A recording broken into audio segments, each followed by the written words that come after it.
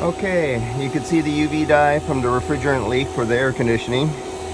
Now the funny thing is I was here yesterday looking at this car, and this oil wasn't here yesterday. And I was looking for a leak, and this is the one that you're gonna see I released the video on about the leaking valve core. When I pulled up, it was hissing.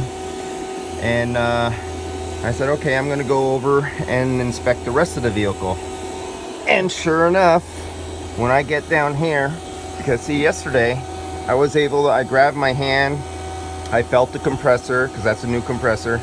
I felt the compressor and it was nice. And so I was under here yesterday looking around, and it was not like this. And I emptied the system yesterday. I removed the refrigerant. So I'm going, how the hell did I miss this? I mean, why did the oil let out after? I only had a little bit of nitrogen in there. I'm talking like 4 psi. The system was not running. So since the oil is kind of everywhere, and I have it under a vacuum now, it's holding at 1200 microns. It's actually not leaking. And that's the thing about rubber O-rings and gaskets. You can pull a deep vacuum and a little bit of rubber and oil pulls inwards and seals perfectly and doesn't leak.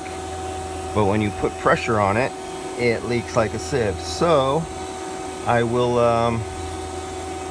put some refrigerant in the system, fill her up, and put a little bit in and see if I can find under low pressure.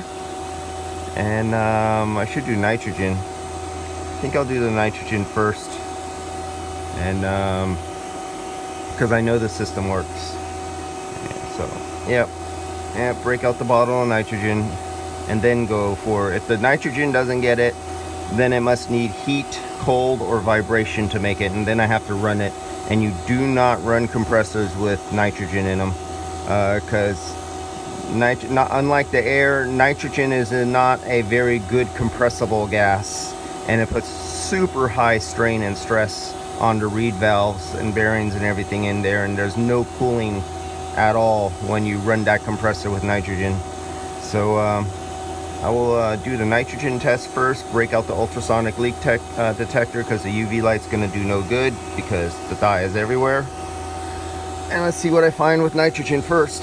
And then if the nitrogen doesn't do it, like I explained, it must take a certain temperature or pressure to leak. And then I'll find it that way. Let's find out what happens.